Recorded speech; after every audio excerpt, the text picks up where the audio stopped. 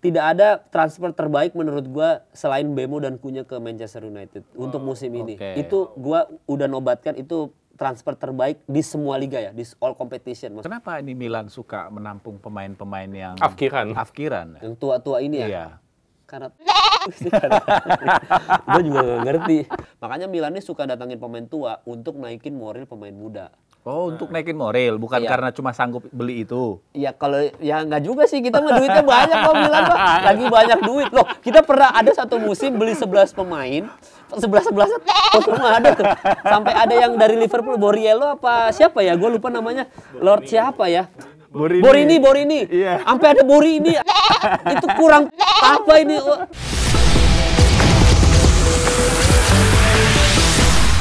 Balik ke MU. Nih, okay. MU kan udah mulai bangkit nih, tapi ketahan lagi nih sama Nottingham Forest. Ya, by the time kita syuting ya, kan ketahan lagi. Ini pertanda MU bakal tsunami trofi atau balik ke setelan pabrik nih? MU itu sulit banget ya, kalau tsunami trofi itu sebenarnya bukan dari fans MU kan, itu dari fans luar tuh bikin kata-kata tsunami trofi. Tapi intinya adalah perubahan positif itu adalah di era Amorim ini gitu. MU itu menyadarkan gua bahwa transfer pemain itu kalau bener ternyata bisa ngasih efek yang segitu signifikan, dan itu terjadi juga di Borneo FC ya. Itu terjadi juga di Arsenal juga, itu terjadi juga di Liverpool, tapi trennya tren negatif ya kalau Liverpool ya. Bahwa transfer pemain ini ternyata bisa segitu ngerubah tim ini dalam waktu cepat gitu. Terbukti Borneo FC waktu cepat berhasil. Itu salah satu contoh. Persib Bandung sempat adaptif di awal tapi akhirnya berhasil juga. Ketemu formulanya lah Kang Bojan ini. Terus habis itu kita ngomongin Milan. Milan berhasil dengan mendatangkan Rabiot, ternyata berubah gitu. Terus habis itu Luka Modric, ternyata kedatangan Luka Modric segitu impactfulnya untuk tim. Luka Modric itu selama main sama Milan, ratingnya tuh nggak pernah turun dari 4, berapa gitu. Yang lain tuh 3, even Leao aja masih ada 3, berapa. Walaupun Leao tetap gacor. Rabiot tuh 4, terus gitu. Terus siapa namanya? Estupinan yang dari Brighton kan. Estupinan juga itu gacor terus. Terus Samuel Ricci sekarang karena Rabiot lagi cedera menggantikan gitu. Nah kedatangan Modric ternyata bisa begitu ngerubah signifikan AC Milan gitu. Terus habis itu Mbemo dan Cunha ternyata ngasih segitu impactnya. Gua selalu bilang di podcast bola gua bahwa tidak ada transfer terbaik menurut gua selain Mbemo dan Cunha ke Manchester United untuk musim ini. Itu gua udah nobatkan itu transfer terbaik di semua liga ya, di all competition maksudnya. Untuk ada Madrid, ada Milan di situ. Ya Luka Modric karena Milanis ini lu mah ini aja. Tapi Luka Modric segitu ngasih impactful loh untuk AC Milan gitu. Dan kita nggak bisa pungkiri dia tuh memang udah jenderal lapangan tengah, rating yang nggak pernah jelek dan segitu bagusnya main untuk anak muda ini gitu. Jadi gua nggak bisa pungkiri Luka Modric emang segitu bagusnya. Tapi tunggu dulu, kenapa ini Milan suka menampung pemain-pemain yang afkiran? Yang tua-tua ini ya? Iya. Karena gue juga gak ngerti kok bisa sama Inter kita begitu, aneh juga. Soalnya aku punya ini ya, misal kayak dulu Ronaldinho afkiran diambil, Beckham afkiran diambil, Ronaldo juga. Ada Ronaldo afkiran, Nazario, R9. Nah itu siapa? Prancis ya, Allah kok gue lupa namanya, Prancis striker.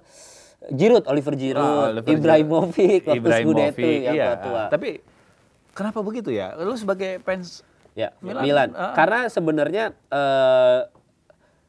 Milan itu emang kadang-kadang kita tuh sejauh ini selalu punya sosok yang dituakan, yang dimana sosok ini kita bisa anggap legend lah gitu. Entah Baresinya dulu, entah Maldininya, selalu ada sosok yang dituakan yang bisa memimpin tim.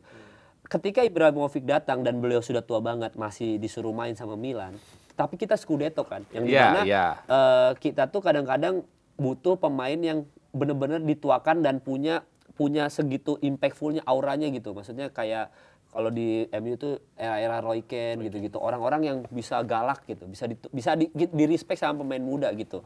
Dan itu yang gua pernah bahas juga, MU itu sebenarnya kekurangan sosok itu.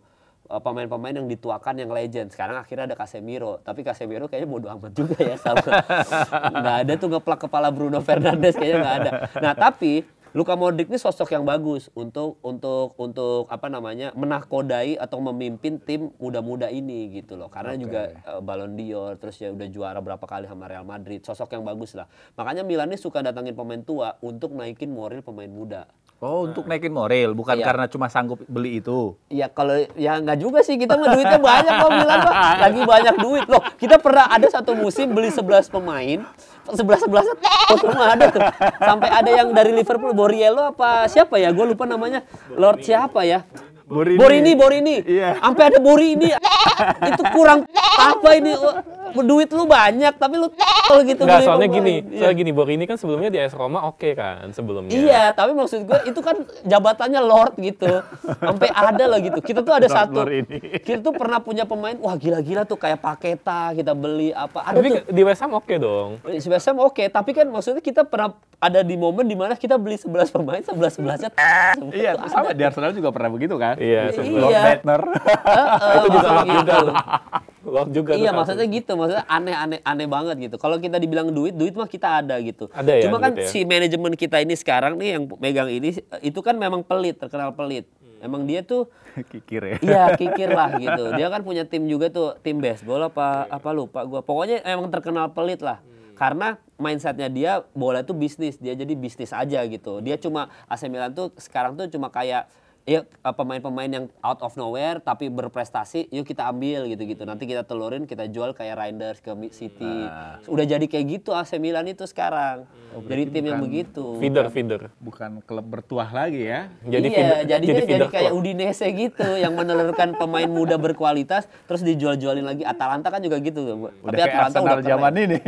Iya, makanya Atalanta malah yang lebih gacor sekarang, punya lapangan sendiri. Terakhir dari gue ya, Taruh lu juga terakhir dari gue. Ya. Kalau Allegri gimana nih? Allegri kan balik lagi nih. Ya, Musim sebenarnya baru Allegri. Jujur aja gue lagi ngambek nonton Milan. Gue lagi nggak nonton. Ya karena Allegri balik itu. Menurut gue itu keputusan paling aneh. Maksudnya jelas-jelas Allegri itu gagal dipecat Juventus gitu. Cuma beliau yang bisa 0 shot on target tapi menang 1-0. Black Magic.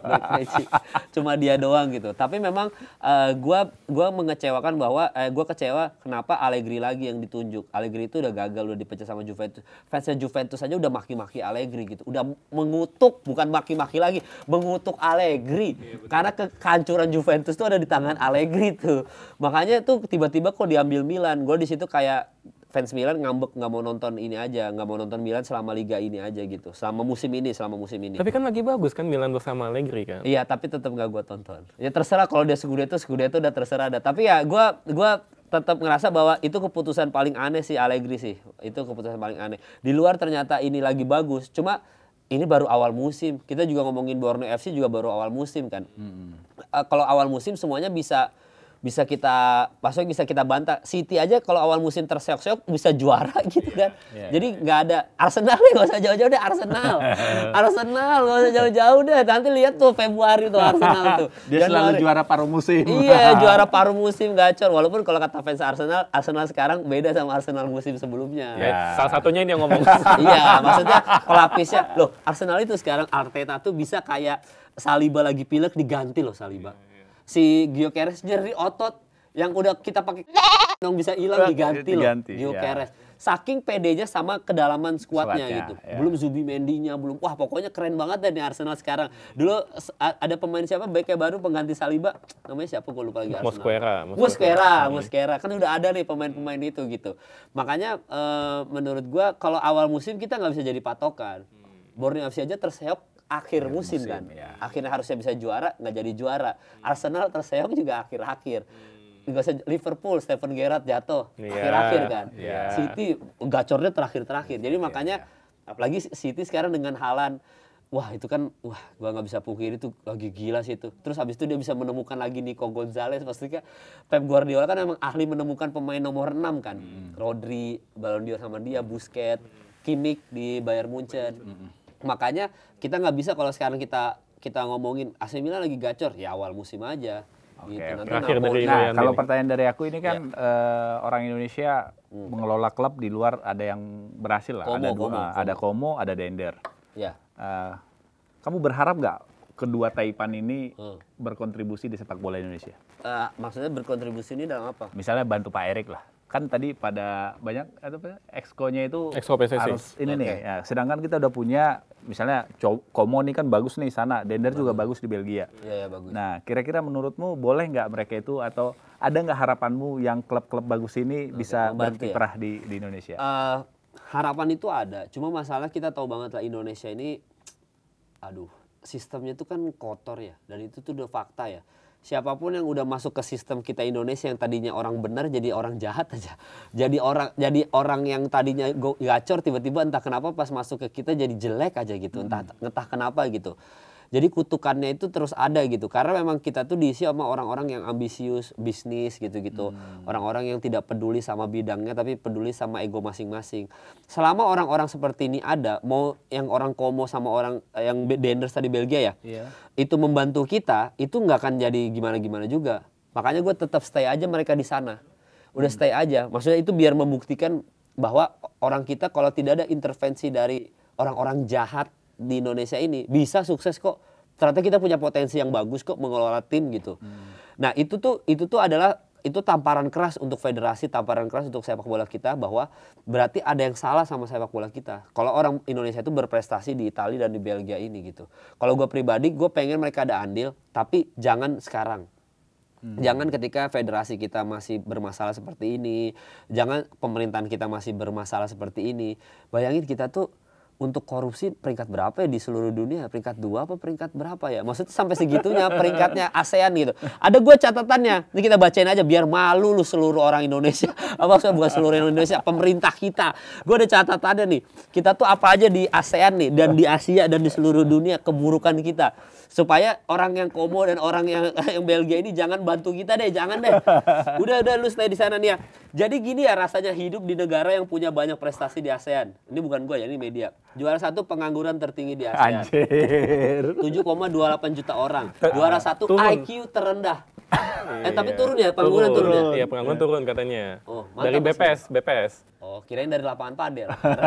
Menambah lapangan pekerjaan. Terus habis itu juara 1 IQ terendah di ASEAN, rata-rata 93,2. Ini ASEAN doang nih. Juara 1 BBM terkotor di ASEAN. BBM terkotor. Tapi kan memang kan harus dicampur dengan etanol kan katanya.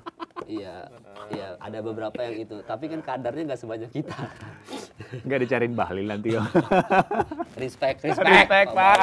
Halo Pak Balil. Iya tuh, juara 1 internet mahal, juara 1 kemiskinan tertinggi di ASEAN tuh. Jadi maksudnya selama kita masih juara ini, orang yang di Italia dan di Belgia ini udah nggak usah, lu stay di sana. Didengarin ya Pak Hartono dan Pak Sihar. Iya, Pak Sihar ya namanya ya, Pak Sihar. Kan Sihar, Pak Hartono. Udah Bapak berprestasi di luar negeri aja, biar ngasih tamparan keras untuk kita sepak bola Indonesia, federasinya terutama. Artinya kita menunggu Bapak Erick Thohir untuk beresin dulu ya. Ya, beresin dulu aja. Beresin dulu yang menurut Pak Erick ini memang benalu-benalu di federasi, harus diberesin dulu sama Pak Erick. Ada sih kapasitas itu Pak Erick. Kalau emang Pak Erick itu tidak punya ambisi di 2029 itu satu. Dan peduli sama sepak bola kita. Kan sekali lagi ini opini gua. Opini gua kan. Ya gua sih berharapnya nggak ada ambisi apa-apa untuk 2029 ya Pak. Semoga ya. Karena harapan supporter adalah Bapak peduli. Karena saya yakin ilmunya Pak Erick Thohir, kemampuan Pak Erick Thohir itu dibutuhkan untuk sepak bola kita. Udah itu fakta, gitu kalau dari. Jadi kita semua mendukung Bapak Erick Thohir. Iya, kita dukung. Untuk sekarang. Kalau nanti blunder yang pemilihan pelatih lagi baru kita boleh Erick Thohir out, boleh. Nanti dipilih pelatih yang aneh-aneh lagi. Aneh-aneh kan. Kalau aneh-aneh lagi berarti kita undang Bang Kemal lagi. Ada part 2-nya nih berarti nih.